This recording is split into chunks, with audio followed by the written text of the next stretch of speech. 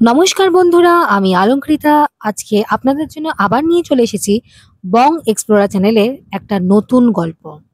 আজকের গল্পটা কিন্তু একদম অন্য ধাঁচের। আশা করি আপনাদের সবার খুব ভালো লাগবে। আমরা নিত্য নতুন গল্পের সিরিজ কিন্তু আমাদের চ্যানেলে প্রায় প্রকাশ করি, তাই আমাদের চ্যানেলের গল্পগুলো শুনতে ভুলবেন না। ভালো লাগলে অবশ্যই সাবস্ক্রাইব করবেন, লাইক কমেন্ট শেয়ার করতেও ভুলবেন না। তো চলুন শুরু করা যাক আজকের আমাদের নতুন গল্প, অগ্নিশিখা দেবীর অভিশাপ। শুরু করছি আজকের গল্প। রাতের আকাশ কালো, বজ্রপাতের শব্দেও কেঁপে উঠছে সারা গ্রাম। গ্রামের এক কোণে দাঁড়িয়ে আছে শতাব্দী পুরনো এক মন্দির। মন্দিরের গায়ে ফাটল, ভিতরে দেবী অগ্নি কালিকার মূর্তি। হঠাৎ প্রবল বজ্রপাত। মন্দিরের ভিতরে তখন এক বৃদ্ধ পুরোহিত মন্ত্র পড়ছিলেন। তার কণ্ঠে আতঙ্ক, চোখে অস্থিরতা। হঠাৎ এক প্রবল বজ্রপাত, মন্দিরের চূড়ায় আগুন ধরে যায়। দেবী মূর্তির চোখ থেকে বেরিয়ে আসে রক্তের মতো লাল আলো। মূর্তির গায়ে ফাটল ধরে। পুরোহিত ছুটে বেরিয়ে আসে, চিৎকার করে বলে, দেবী রুষ্ট, অভিশাপ আবার ফিরে এসেছে। গ্রামের লোকজন জড়ো হয় মন্দিরের সামনে। কেউ কেউ ভয়ে পিছনে সরে যায়, কেউ আবার মাটিতে মাথা ঠেকিয়ে প্রার্থনা করতেই থাকে।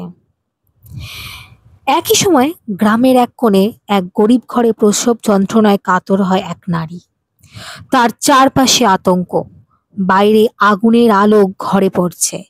শিশুর জন্ম হয়, কিন্তু সে কাঁদে না। তার চোখে লাল আভা, যেন আগুনের শিখা।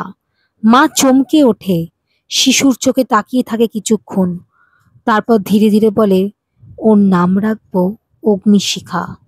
আগুনের আলো যেন ওর পথ দেখায়। পরদিন সকালে গ্রামের লোকজন জড়ো হয়। কেউ কেউ ফিসফিস করে, এই আগুন, এই অভিশাপ ওই শিশুর জন্মের সাথেই এসেছে। ওই মেয়েটা সাধারণ নয়, ওর চোখে আগুনের ছায়া, ওর জন্মই অশুভ। আবার কেউ কেউ বলে, দেবী নিজেই হয়তো ওকে পাঠিয়েছেন আমাদের রক্ষা করতে। অগ্নিশিখার নামটা যেমন, তেমনই তার ভবিষ্যৎ হবে। অগ্নিশিখা বড় হতে থাকে, কিন্তু তার চারপাশে সবসময় এক অদ্ভুত পরিবেশ। সে যখন রেগে যায়, তার চারপাশের বাতাস গরম হয়ে ওঠে। একদিন সে মাঠে খেলতে গিয়ে হঠাৎ পড়ে যায়। রাগে তার চোখ লাল হয়ে ওঠে, তার হাতের চারপাশে আগুন জ্বলে ওঠে। সে চমকে যায়। তার মা দেখে, কিন্তু কিছু বলে না, শুধু চোখে জল দিয়ে বলে, তুই আলাদা, তোর পথও আলাদা হবে। একদিন গ্রামের বাইরে থেকে এক সাধু আসে। তার চোখে গভীরতা, কণ্ঠ ভীষণ রহস্যে মোড়া। সে অগ্নিশিখার দিকে তাকিয়ে বলে, তুই জানিস না তোর জন্ম কিভাবে হয়েছে। তুই শুধু একজন মেয়ে না, তুই এক অভিশাপের উত্তরাধিকারী। দেবী অগ্নিকলিকা রুষ্ট হয়েছিলেন কারণ তার প্রেমে বিশ্বাসঘাতকতা হয়েছিল। তোর জন্ম সেই রাগের ফল। অগ্নিশিখা চমকে যায়। সে জানতে চায়, আমি কি করব? সাধু বলে, তোর পথ সহজ নয়। প্রেম, বিশ্বাসঘাতকতা, আত্মত্যাগ, সব কিছুর মধ্যে দিয়ে তোকে জীবনে যেতে হবে। তুই যদি সত্য জানতে চাস, তবে মন্দিরে ফিরে যা।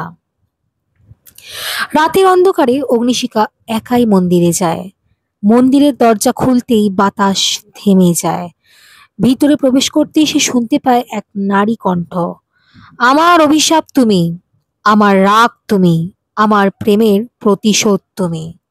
অগ্নিশিখা চমকে ওঠে। সে দেখতে পায় মূর্তির চোখে আগুন জ্বলছে, তার নিজের চোখেও সেই আগুনেরই প্রতিচ্ছবি। অগ্নিশিখা জানতো না তার জন্মই এক দেবীর অভিশাপের শুরু, আর সেই অভিশাপ একদিন জ্বালিয়ে দেবে সত্য, প্রেম আর বিশ্বাসের মুখোশ। এই গল্প শুধুমাত্র শেষটা হবে আগুনে, প্রেমে আর আত্মত্যাগে। কেমন লাগলো আজকে আমাদের ভিন্ন স্বাদের গল্প অবশ্যই জানাবেন। আর ভালো লাগলে সাবস্ক্রাইব করতে ভুলবেন না। কমেন্ট করে আপনাদের গুরুত্বপূর্ণ মতামত অবশ্যই শেয়ার করবেন। যাই হোক, শুনতে থাকবেন বং এক্সপ্লোরার। আমি অলঙ্কৃতা। সকলে খুব ভালো থাকবেন। ধন্যবাদ।